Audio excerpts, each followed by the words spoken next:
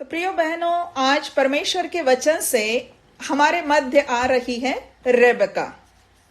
हमारा मुख्य शास्त्र भाग है उत्पत्ति 24। आज हम रेबेका पर प्रथम अध्ययन करेंगे। अगले सप्ताह प्रभु ने चाहा तो इसका दूसरा भाग देखेंगे। आज का जो हमारा अध्ययन है उसका हमारा शीर्षक है रेबेका, जो कहती है हाँ मैं जाऊंगी। तो हम उन बातों को देखेंगे यहां कि वो कौन सी बातें थी जिन बातों ने रेबेका को तैयार किया कि वो कह सके हाँ मैं जाऊंगी। पहली बात, तीसरा वचन, इसमें लिखा है, और मुझसे आकाश और पृथ्वी के परमेश्वर यहोवा की इस विषय में शपथ खा। यह अब्राहम ने अपने दास से कहा था।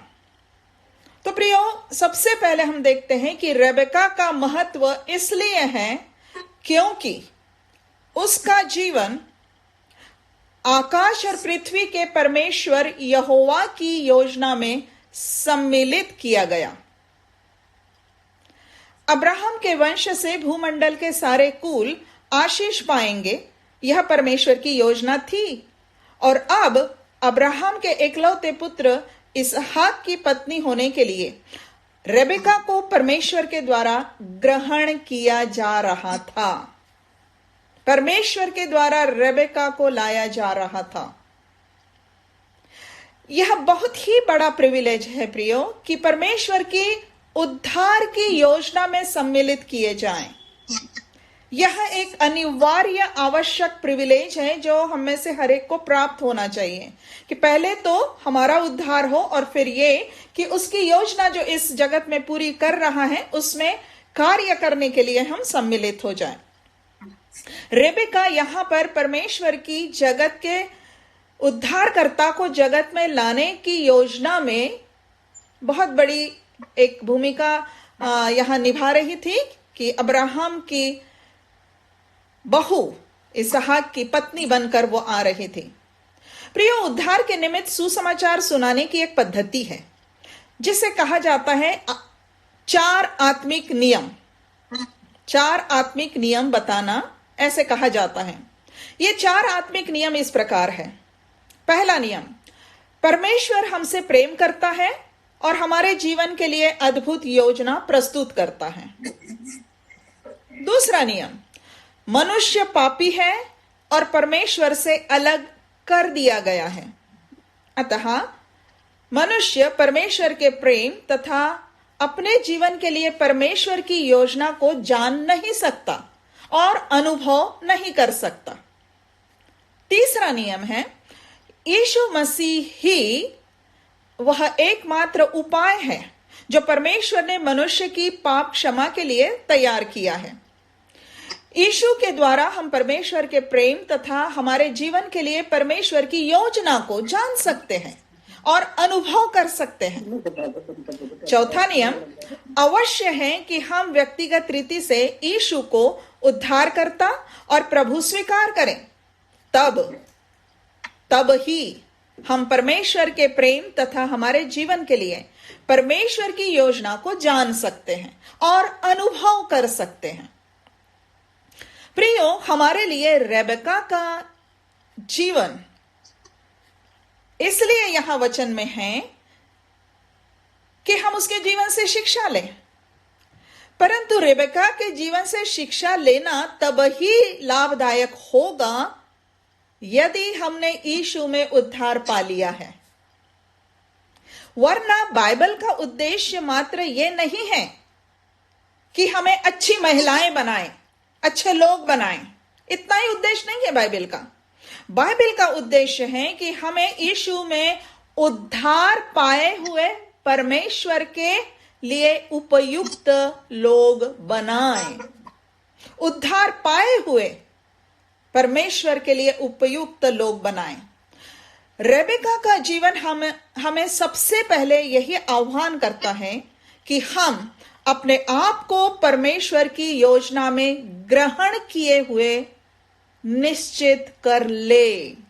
रेबेका इसलिए महत्वपूर्ण है क्योंकि रेबेका को परमेश्वर ने अपनी इस महान योजना में स्थान दिया, ग्रहण किया। उस समय सुसमाचार ऐसा उपलब्ध ही नहीं था जो आज हमारे लिए है, जो 4 नियमों के द्वारा हमने सुना है।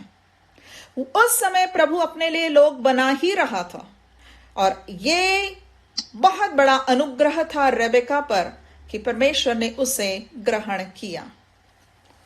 तो ये पहली बात हम यहां देखते हैं। दूसरी बात, तीसरे, चौथे और 5वें और 6वें वचन को भी हम पढ़ते हैं। यहां लिखा है, अब्राहम कह रहा है दास से, तू मेरे पुत्र के लिए कनानियों की लड़कियों में से जिनके बीच मैं रहता हूं किसी को न ले आएगा, परंतु तू मेरे देश में मेरे ही कुटुंबियों के पास जाकर मेरे पुत्र इसहाक के लिए एक पत्नी ले आएगा। दास ने उससे कहा, कदाचित वह स्त्री इस देश में मेरे साथ आना ना चाहे तो क्या मुझे तेरे पुत्र को उस देश में जहां से तू आया है ले जाना पड़ेगा? अब्राहम ने उससे कहा, चौकस रहे, मेरे पुत्र को वहां कभी ना ले जाना। प्रियो, रेबेका वह स्त्री थी या वह कन्या थी जो अब्राहम को अपने पुत्र इसहाक की पत्नी होने के लिए चाहिए थी। वो वैसी ही स्त्री थी।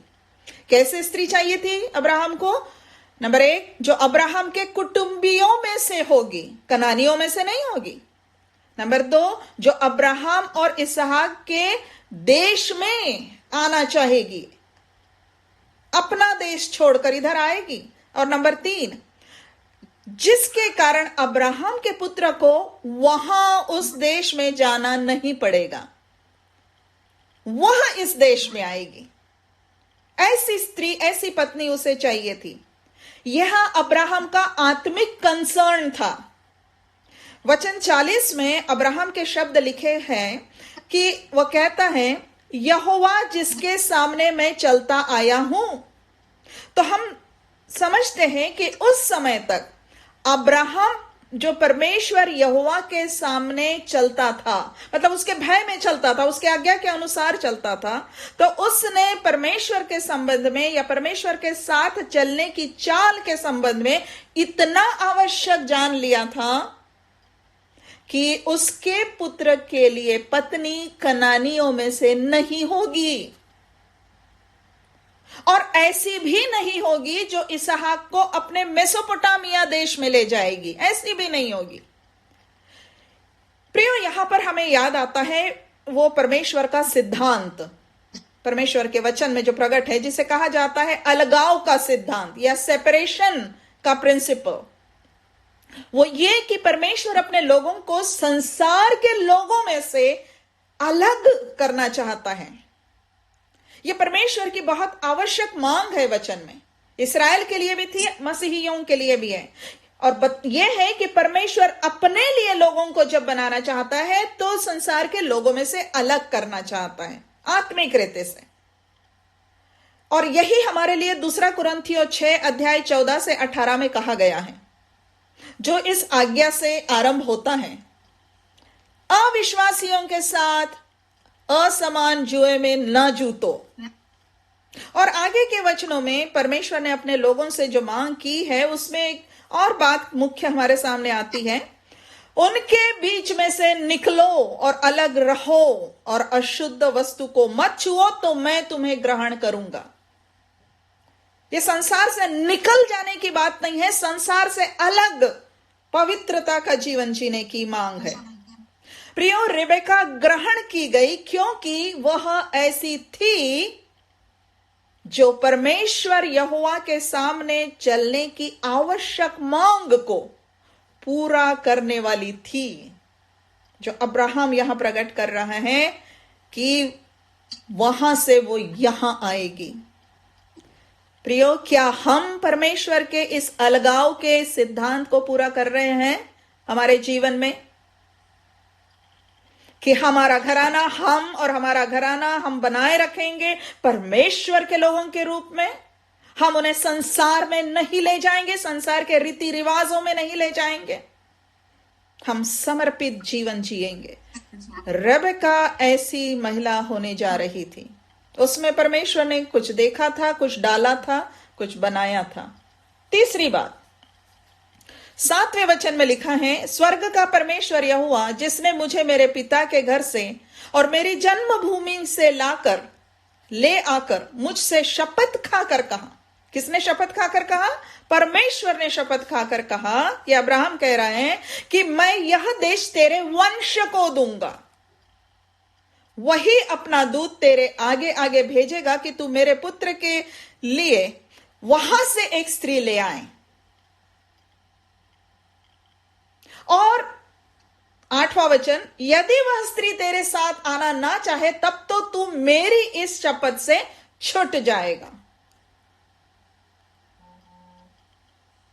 एक शपथ की बात याद की जा रही है कि परमेश्वर ने अब्राहम से खाई कि यह देश तेरे वंश को दूंगा।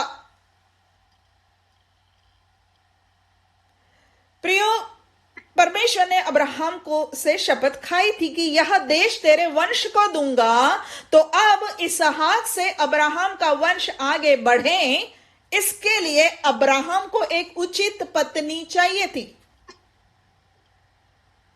और रिबेका वह थी जो परमेश्वर ने अब्राहम से जो शपथ खाई थी कि वंश आगे बढ़ेगा, तो उसके लिए वो चुनी गई थी।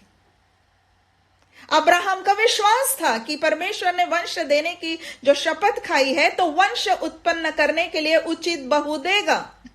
तो रिबेका वह थी जो अब्राहम पर प्रकट होने देती कि परमेश्वर अपनी शपथ पूरी कर रहा है। रेबेका वह थी जो अब्राहम के दास को अपनी शपथ पूरी करने में सहायक ठहरी थी। यदि रेबेका वह ना होती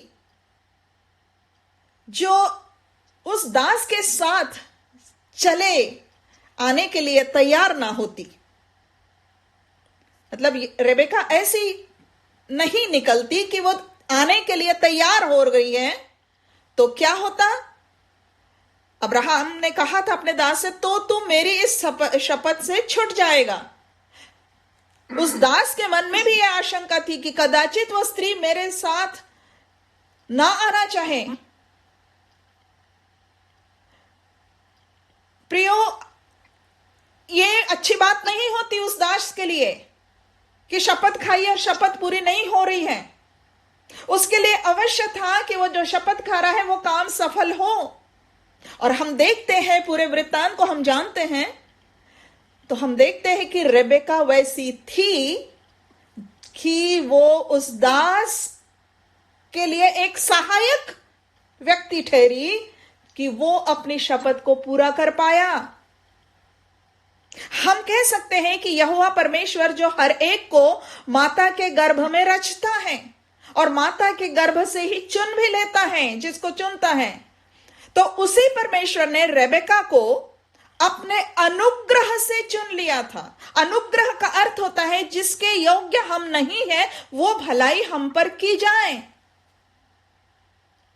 और परमेश्वर ने अपने अनुग्रह से रेबेका को चुनकर उसे तैयार किया था इस तरह से, और सही समय पर परमेश्वर ने रेबेका को इस कुएं पर लाया। परमेश्वर के अनुग्रह ही से हमारा उद्धार हुआ है। और यदि यह उद्धार जो परमेश्वर के अनुग्रह से मसीह यीशु में विश्वास करने से हमें मिलता है, हमने पाया है, तो परमेश्वर हमें तैयार करता है ताकि सही समय पर हम उसकी विशिष्ट योजना में काम आ सके। हर पल, जीवन के हर पल परमेश्वर की योजना हमारे लिए कोई ना कोई विशिष्ट बात ले ही आती है। ठहराई गई है हमारे लिए कोई ना कोई विशिष्ट बात परमेश्वर की ओर से। विशिष्ट काम, विशिष्ट शब्द, विशिष्ट प्रार्थना, विशिष्ट योगदान, विशिष्ट स्वभाव हम दिखाएं। यदि हम अपने आप को उसके अनुग्रह की योजना में बनाए रखते हैं तो हम उसके विशिष्ट काम में आते हैं।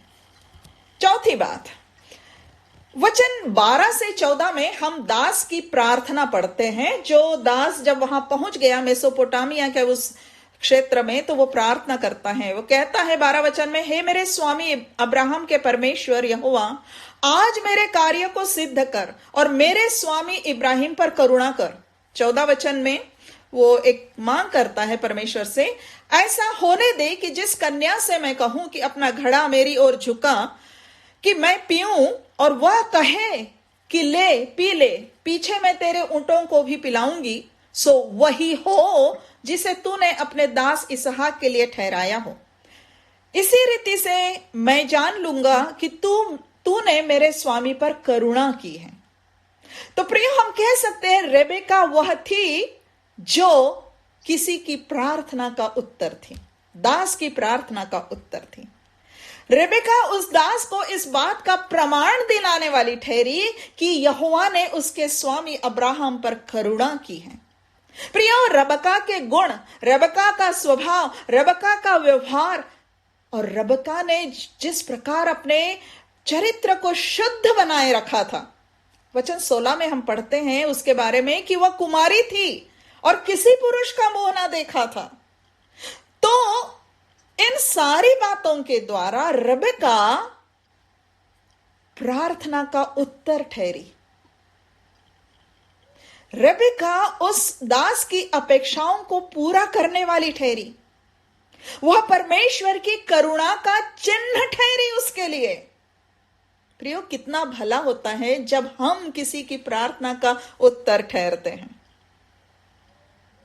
अगर हमारे संबंध में कहा जाए कि हमने प्रार्थना की थी ऐसी पत्नी मिले और ये मुझे मिली, मैंने प्रार्थना की थी मेरे बच्चों के लिए ऐसी मां मिले और ये मिली। कोई कहे हमने प्रार्थना की थी कि हमारे दुखों में कोई हमें सहायक मिले और ये बहन मेरे जीवन में आई। कोई कहे कि हम परमेश्वर का वचन सुनना चाहते थे और ये बहन वचन लेकर आई। प्रियो, हम ऐसे ठहरते हैं कि परमेश्वर ने हमारे द्वारा किसी के जीवन में अपनी करुणा प्रकट की है, इसका चिन्ह हम ठहरे, हम करुणा ले जाने वाले ठहरे। हमारे अंदर वो जीवन का सोता ऐसा उमड़ता रहे कि हम उसको दूसरों के पास ले जाएं। एक धर्मी, ईश्वरीय, गॉडली महिला बहन बनकर, एक धर्मी पत्नी, धर्मी माता, धर्मी सलाहकार, धर्मी समर्पित, वचन के प्रति समर्पित, सच्चा वचन सिखाने वाली प्रचारक या शिक्षिका बनकर हम ऐसा होने देते हैं। परमेश्वर हमें ऐसा बनाएगा यदि हम ऐसा बनने के लिए उसके हाथों में समर्पित रहेंगे और उसके वचन के अनुसार समर्पित रहेंगे। रेबेका ऐसी थी, किसी की प्रार्थना का उत्तर ठहरी, करुणा का चिन्ह ठहरी। पांचवी बात, रेबेका अपने काम में फोकस्ड थी, केंद्रित थी, उसका लक्ष्य अपने काम में था। 15 वचन में हम पढ़ते हैं, पूरा वर्णन है, मैं उसमें से ये ले रही हूं कि लिखा है कि रेबेका, और फिर वो कौन थी जो बता के, कंधे पर घड़ा लिए हुए आई। रेबेका कंधे पर घड़ा लिए हुए आई, और 16 वचन में पढ़ते हैं हम इस वाक्य में कि वह कुएं के सोते के पास उतर गई और अपना घड़ा भर के फिर ऊपर आई। मतलब अपना काम जो करने आई थी वो उसमें केंद्रित थी। ठीक है ना, फोकस थी, उसको क्या करना है। बहुत आवश्यक गुण ही है महिलाओं के लिए, क्या करना है उसको करना है। परंतु हम ये भी देखते हैं कि रेबेका अपने सामने आने वाली आवश्यकता, अचानक सामने आने वाली मांग, इसके प्रति भी संवेदनशील थी। अचानक आने वाली मांग को भी पूरा करने के लिए वो तैयार थी। क्या हुआ, वो पानी लेकर घड़ा भर के ऊपर आई, और इतने में लिखा है 17 वचन में, तब वह दास उससे भेंट करने को दौड़ा। ये अपना पानी लेके जाने वाली थी, वो दौड़ा, अचानक आया सामने, रास्ते में अचानक आया और कहा अपने घड़े में से थोड़ा पानी मुझे पिला दे। उसने कहा, हे मेरे प्रभु, ले पी ले, और उसने फुर्ती से घड़ा उतार कर हाथ में लिए लिए उसको पिला दिया, खुद पिलाया। ले ले जा पी ले नहीं, ये एक कर्टसी, एक सभ्यता, शालीनता।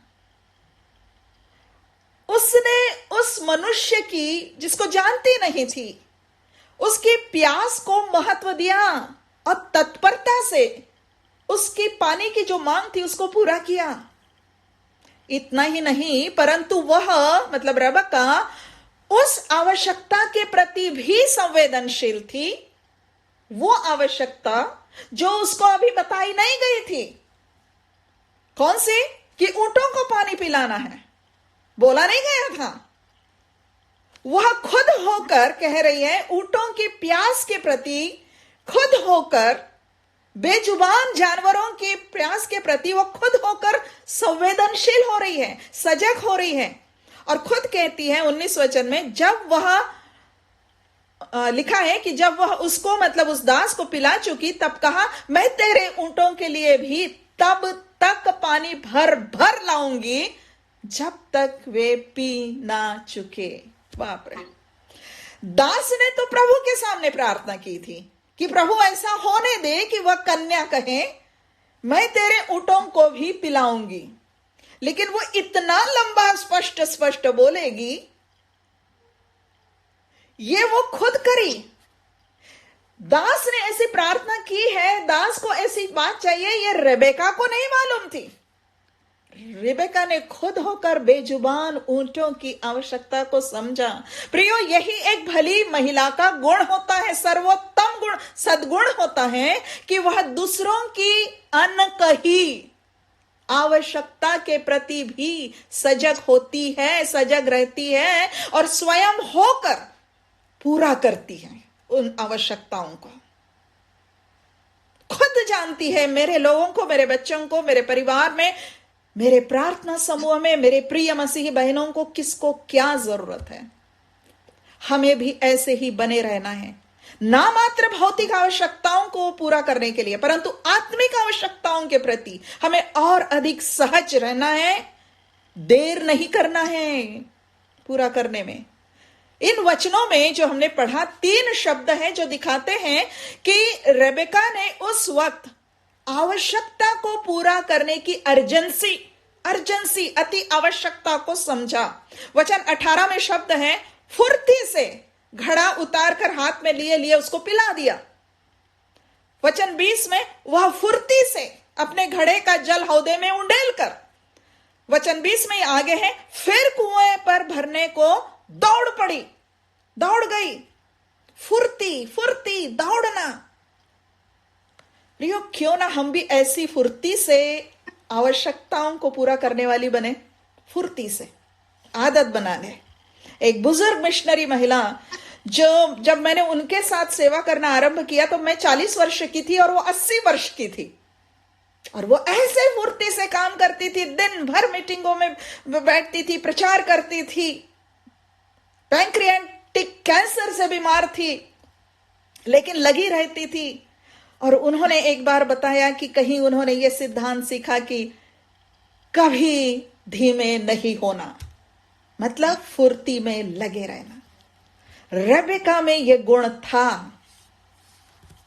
6वीं बात आगे लिखा है, तब वह फुर्ती से, 20 वचन, तब वह फुर्ती से अपने घड़े का जल हौदे में उंडेल कर फिर कुएं पर भरने को दौड़ गई और उसके सब ऊंटों के लिए पानी भर दिया।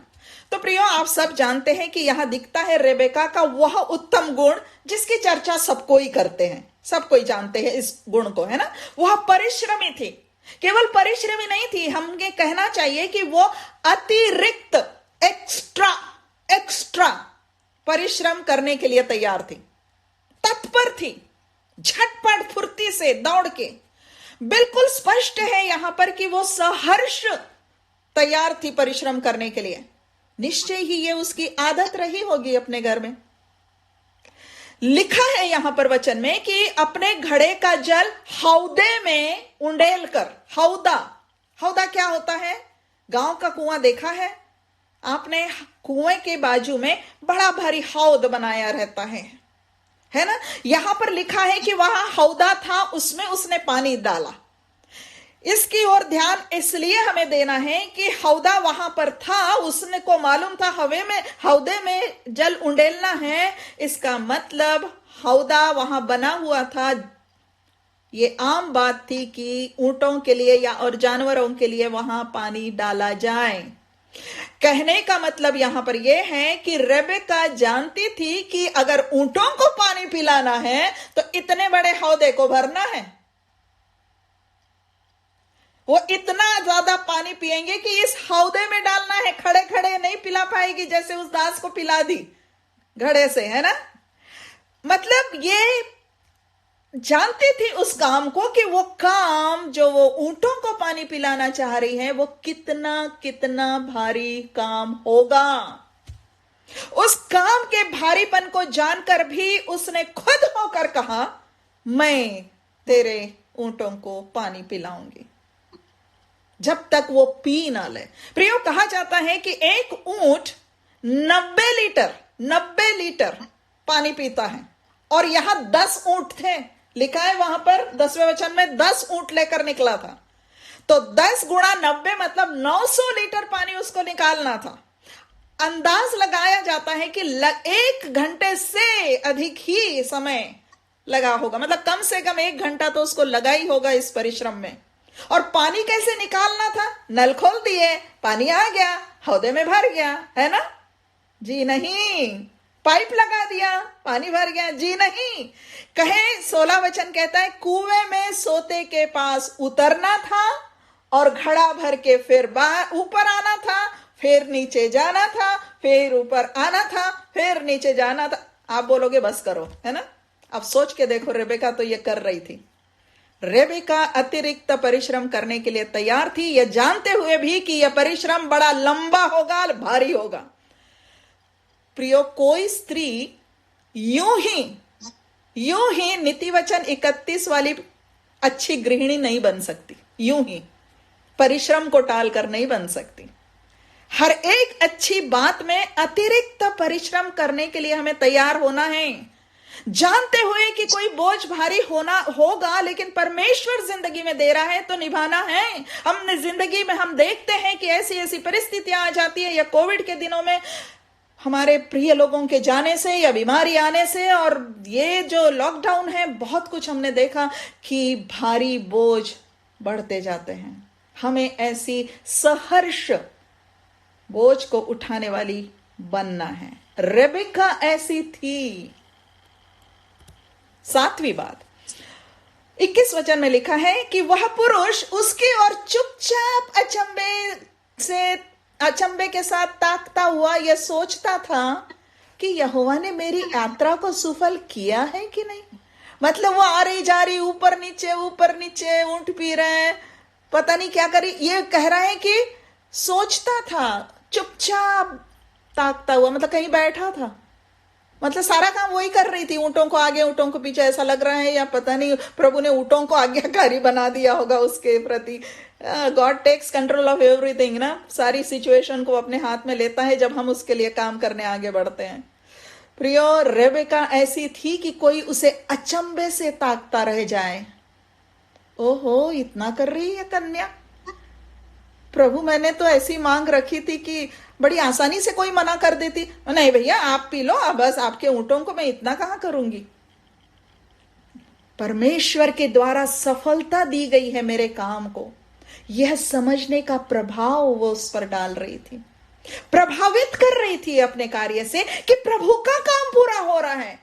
क्या कोई हमें देख के कहता है, हमारे काम को देख के, कि प्रभु का काम इसके द्वारा मेरे परिवार में, मेरे जीवन में, मेरे घर में, मेरी कलीसिया में, मेरे समूह में पूरा हो रहा है? प्रियो, हमें कोई ना कोई देखता रहता है। क्या लोग हमें देखकर अचंबा करते हैं परमेश्वर के पक्ष में? रेबेका के विशिष्ट भले स्वभाव ने उस विशिष्ट परिश्रम के द्वारा, अतिरिक्त एक्स्ट्रा परिश्रम के द्वारा, उसके उस एक सामान्य दिन था उसके लिए, परंतु उसने विशिष्ट किया और उसका दिन विशिष्ट बन गया उसके लिए, है ना? हमारा कोई भी काम जो प्रभु के लिए करते हैं, उस मन से, समर्पण से, विशिष्ट समझकर, हर एक काम विशिष्ट है। बहन ने कहा एक छोटा सा पति ने गिफ्ट लाया जो चाहती थी, लेकिन अब उन्होंने खुद ही ले आए, विशिष्ट लगा। तो ये सोचो कि हम परमेश्वर के लिए अगर कुछ ऐसा काम करते हैं तो प्रभु को कितना विशिष्ट लगता होगा। हालेलुया! वो हमारे हर काम को विशिष्ट समझता है और लोग अचंबा करते, ये कर रही है प्रभु के लिए ऐसा, ये बोझ उठा रही है प्रभु के लिए ऐसा, ये दुख सह रही है प्रभु के लिए, ये फिर भी धन्यवाद कर रही है। निरंतर प्रियो अवसर का लाभ उठाइए कि परमेश्वर के लिए कुछ ना कुछ विशिष्ट करेंगे। आठवीं बात, अगली बात, 22 वचन, 22-23।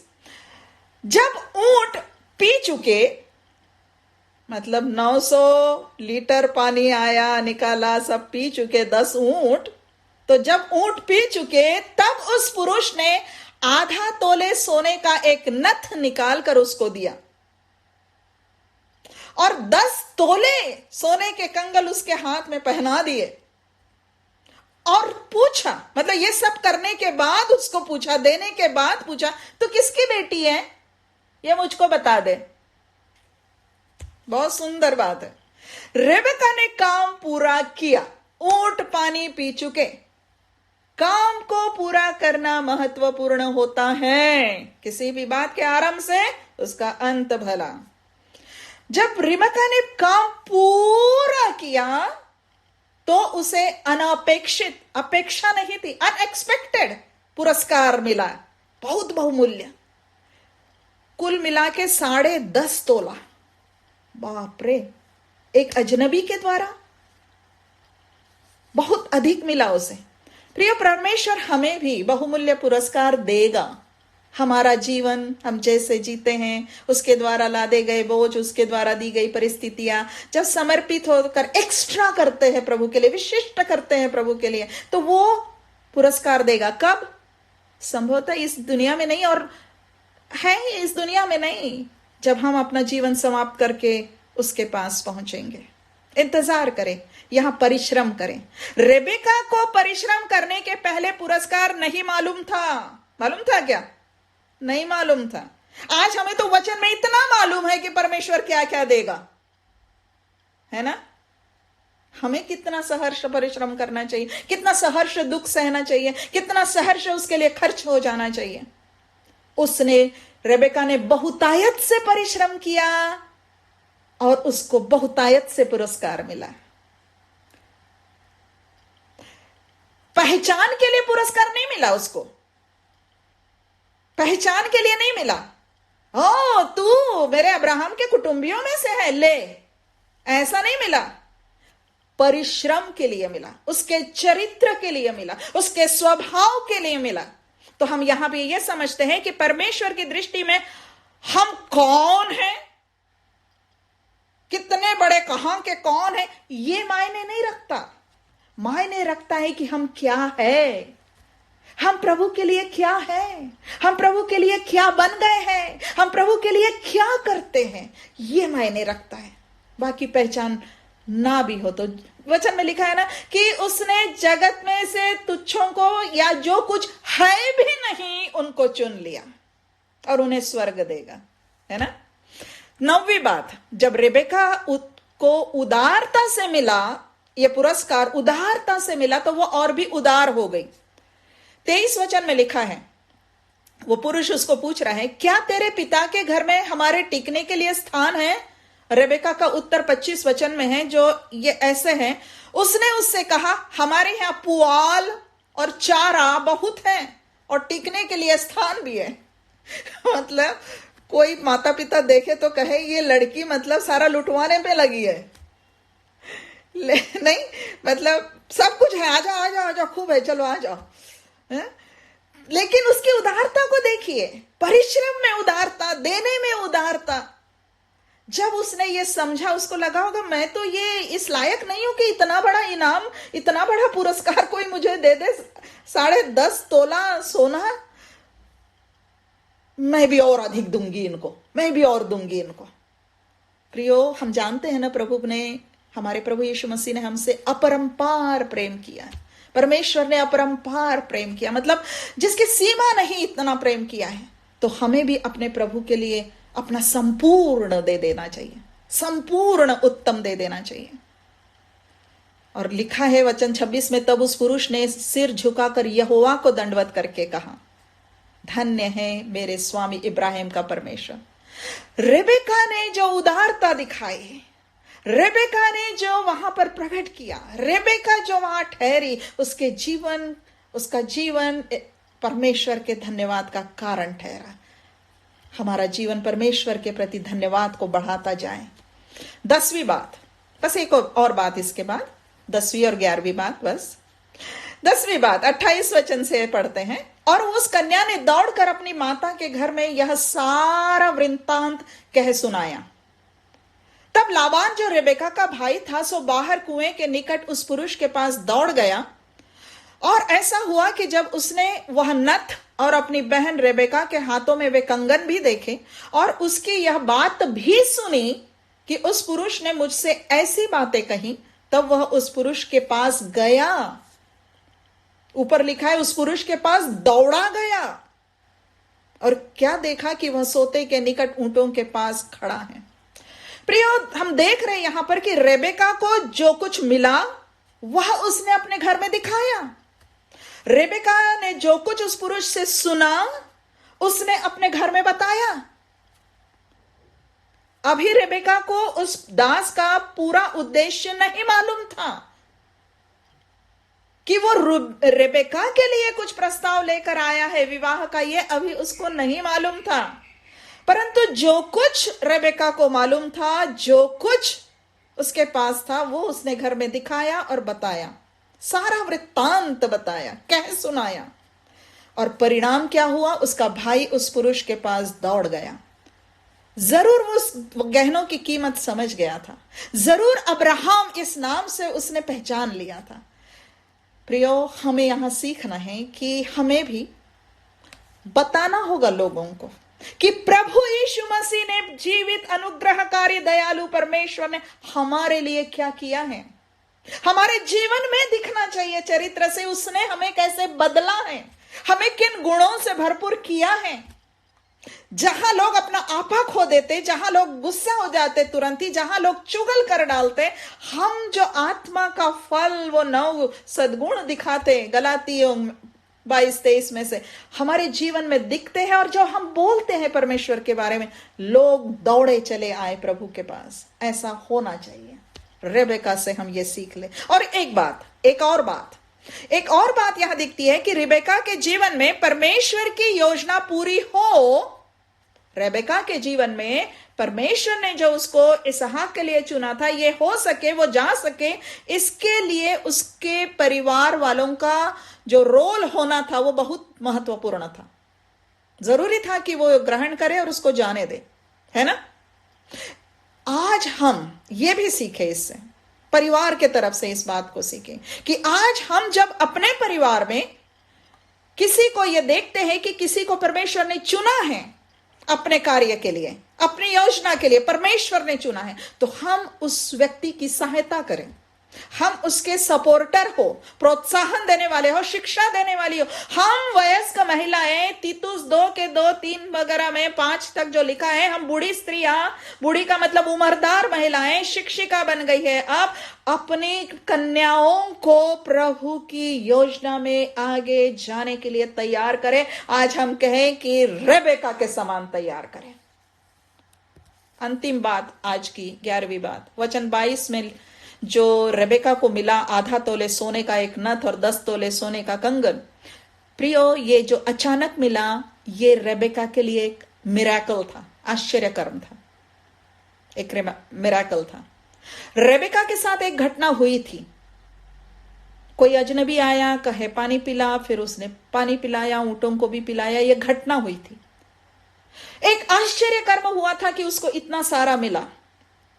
और फिर वचन 33 से 49 तक जो कुछ उस दास ने उसके घर में जाकर उस परिवार को बताया, वो जो दास ने बताया वो एक्सप्लेनेशन था, स्पष्टीकरण था इस पूरी घटना और उस आश्चर्य कर्म का। और निश्चय ही हम समझ सकते हैं कि रेबेका पीछे द्वार पर खड़ी होकर ये सब सुन रही थी, जैसे कि उन दिनों की प्रथा थी, है ना। कन्याएं पीछे खड़ी होकर सुन रही है, बड़ों के बीच में नहीं बैठी है। और वचन 48 में दास ने बताया कि उसने जान लिया, दास कह रहा है कि अब्राहम के परमेश्वर यहोवा ने मुझे ठीक मार्ग से पहुंचाया कि मैं अपने स्वामी के पुत्र के लिए उसकी भतीजी को ले जाऊं, मतलब रेबेका को ले जाऊं। अब रेबेका ने सुना उद्देश्य क्या है। 51 वचन में हम देखते हैं कि उसका भाई कहता है, देख रिबेका तेरे सामने है, उसको ले जा और वह यहोवा के वचन के अनुसार तेरे स्वामी के पुत्र की पत्नी हो जाए। अब बात सब समझ में आई, जो कुछ हो रहा था अब उसने समझा, ये तो मेरे लिए खास बुलाहट है। और फिर 58 वचन में हम देखते हैं रेबेका की रजामंदी, रेबेका का निर्णय। रेबेका कहती है, लिखा है वहां पर 58 वचन से आगे जो कि ये नहीं, उसके पहले कि वो दास वहीं सो गया, उसके संगी साथी सब ऊंट वहीं रह गए। दूसरे दिन तड़के उठकर, मतलब बड़ी भोर को उठकर, मतलब पूरा सूरज भी नहीं निकलने दिया, और ये दास कहता है हमें जाने दो। इतने जल्दी? रेबेका को बुलाकर पूछा गया, क्या तू इस मनुष्य के संग जाएगी? अभी 24 घंटा भी नहीं हुआ थे उससे जानकर, तो कुछ जाएगी? तो उसने कहा हां मैं जाऊंगी, हां मैं जाऊंगी। जाऊंगी में 3 बातें हैं। हां मैं जाऊंगी में 3 बातें। नंबर 1, मैं जाऊंगी मतलब यहां से अलग हो जाऊंगी, यहां से अलग हो जाऊंगी। मैं मतलब मेरा व्यक्तिगत निर्णय है। जाऊंगी मतलब जो आवश्यक एक्शन कार्य मुझे करना है मैं करूंगी। 55 वचन में हम देखते हैं कि रेबेका और उस रेबेका की मां और भाई, इनका विचार क्या था? वो कहते हैं उस पुरुष से, कन्या को हमारे साथ हमारे पास कुछ दिन, अर्थात कम से कम 10 दिन रहने दे, 10 दिन रहने दे, फिर उसके पश्चात वो चली जाएगी। संभवतः वो जश्न मनाना चाह रहे होंगे कि ये ब्याह कर जा रही है, खुशियां मनाना चाह रहे हैं। रेबेका रुकने को तैयार नहीं थी। रेबेका तुरंत जाने को तैयार थी। रेबेका अब समय व्यर्थ नहीं गंवाना चाह रही थी। रेबेका को अब मायके का जश्न और लाड प्यार नहीं चाहिए था। मैं जाऊंगी, मेरी बुलाहट आ गई है, मैं जाऊंगी। ऐसी तत्परता हमें प्रभु की आज्ञा मानने में होना चाहिए। प्रभु के लिए जीवन की पुरानी बातें पूरी रीति से छोड़ देने के लिए होना चाहिए। जो शुरू में हमने कहा था कि अलगाव का सिद्धांत परमेश्वर का मुख्य सिद्धांत है। अपने लिए लोगों को चुनने में, अलग मैंने चुना है, मेरे लिए जियो, मेरे लिए हो तुम मेरे मंदिर हो, मैं तुम में वास करूंगा, और अलग हो जाओ। यहां पर रेबेका निर्णय ले रही है, मैं जाऊंगी मतलब मैं अभी जाऊंगी, मैं नहीं रुकूंगी। मुझे नहीं चाहिए कोई जश्न, मुझे नहीं चाहिए यहां, अब मेरी बुलाहट है वहां। एक महत्वपूर्ण बात लगती है इन वचनों से कि रेबेका क्यों तैयार हो गई इतने जल्दी, बिल्कुल जाने। आपको क्या लगता है क्यों तैयार हो गई? सोने के कारण, सोना गहना के कारण? जी नहीं, मुझे लगता है ये पूरी घटना में और सारे उसमें जब उसने उसको दास को बताया कि मैं कौन हूं, तो दास ने सिर झुकाकर यहोवा को दंडवत किया, और घर में आकर भी कितनी बार इस दास ने यहोवा का नाम लिया, अब्राहम पर यहोवा की करुणा को बताया, यहोवा यहोवा यहोवा। तो यहोवा परमेश्वर के बारे में सुनकर और ये जानकर कि यहोवा की योजना में है ये परिवार, ये मेरी बुलाहट, तैयार हो गई रेबेका एक लंबी यात्रा करने के लिए। कहा जाता है इस मेसोपोटामिया से, इस जगह से जहां रेबेका है, वहां से वो कनान देश जहां अब्राहम और इसहाक है, जहां उसको जाना था, ये दूरी लगभग 1450 किलोमीटर की दूरी है। इतना लंबा रास्ता, धूल का, आंधी का, रेत का, ऊंटों पर सवार होकर उसे जाना था, ऊंट पर सवार होकर। मैं जाऊंगी, मैं जाऊंगी। निश्चय ही उसका जो परिश्रमी समर्पित स्वभाव था, सहर्ष परिश्रम करने का, वो इस लंबी कठिन यात्रा को करने में सहायक ठहरा। परमेश्वर हमें तैयार करता है आने वाली बातों के लिए। आज समय दीजिए रात में मनन करते हुए इस वचनों पर, ये देखिए कि आज के इस जीवन के लिए प्रभु ने आपको कैसे तैयार किया, और उसका धन्यवाद कीजिए। रेबेका ने कहा हां मैं जाऊंगी।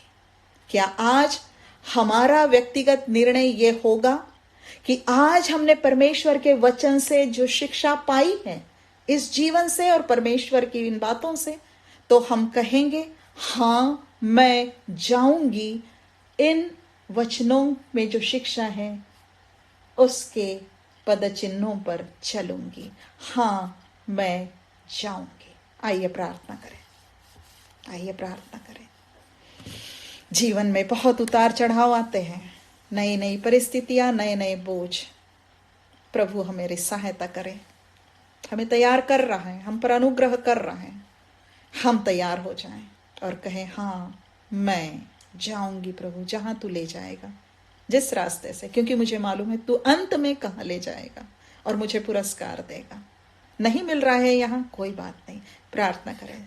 सर्वशक्तिमान दयालु पिता परमेश्वर, अब्राहम इसहाक के परमेश्वर और वही परमेश्वर जिसने रेबेका को इस परिवार में लाया, हम अपने जीवनों को तेरे हाथों में सौंपते हैं प्रभु जी, कि हमें भी तू जिस अनुग्रह से चुना है, उद्धार किया है, उसमें हम और बढ़े और अधिक दृढ़ हो, और तू हमें बनाता जा कि तेरे विशिष्ट कार्य के लिए हर पल किसी न किसी विशिष्ट कार्य के लिए, हर पल अतिरिक्त कष्ट के लिए सहर्ष तैयार रहे।